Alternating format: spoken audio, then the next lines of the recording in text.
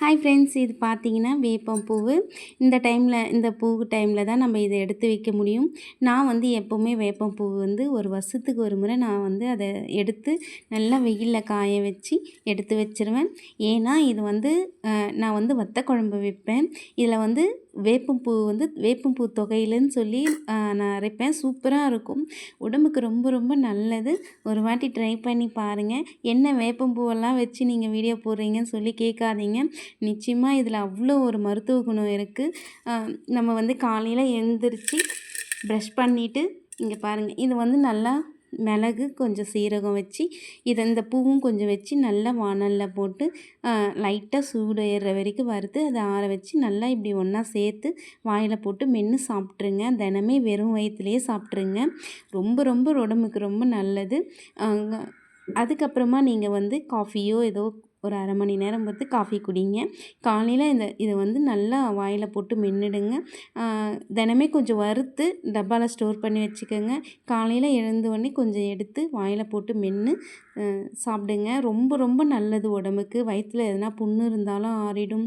நம்ம பேசும்போது ஒரு மாதிரி துர்நாற்றம்னு சொல்லுவாங்கள்ல, அந்த மாதிரி ஏப்பம்லாம் வரும்ல, அது ஒரு மாதிரி ஸ்மெல்லு வரும். அதெல்லாம் இது தடுத்து கொடுக்கும். வயிற்றில் இருக்கிற புண்ணு நிச்சயமாக ஆற்றி கொடுக்கும். ரொம்ப ரொம்ப உடம்புக்கு நல்லது இது. நம்ம வெளியில் போகும்போது, வேலைக்கு போகும்போது தூக்கம் வர்றது, அந்த கோட்டுவாய் சொல்லுவாங்கள்ல, அதெல்லாம் இது ரொம்ப கட்டுப்படுத்தும். உண்மையிலே எங்கள் பாட்டியெல்லாம் இந்த மாதிரி தான் செய்வாங்க.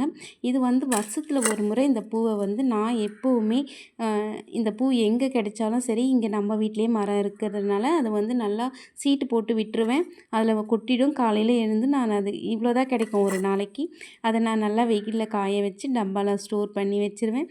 நம்ம அதை லைட்டாக வறுத்துட்டு அதுக்கப்புறமா தான் நம்ம தூள் பண்ணி குழம்புல போடணும். சூப்பராக இருக்கும். கசக்கெல்லாம் கசக்காது, நல்லா இருக்கும். நான் எப்போவுமே இப்படி தான். இதில் தொகையில் எப்படி அரைக்கிறதுன்னு கண்டிப்பாக வீடியோ கொடுக்குறேன், மிஸ் பண்ணாமல் பாருங்கள். அதே மாதிரி இந்த மிளகு வந்து தினமே இது சேர்த்து சாப்பிட்ருங்க. இது வந்து கொஞ்சம் பச்சையாகவே பூ இருக்கிறப்போ இந்த சீரகமும் இந்த மிளகும் ஒன்றா வறுத்து ஒரு டப்பாவில் ஸ்டோர் பண்ணி வச்சுக்கோங்க.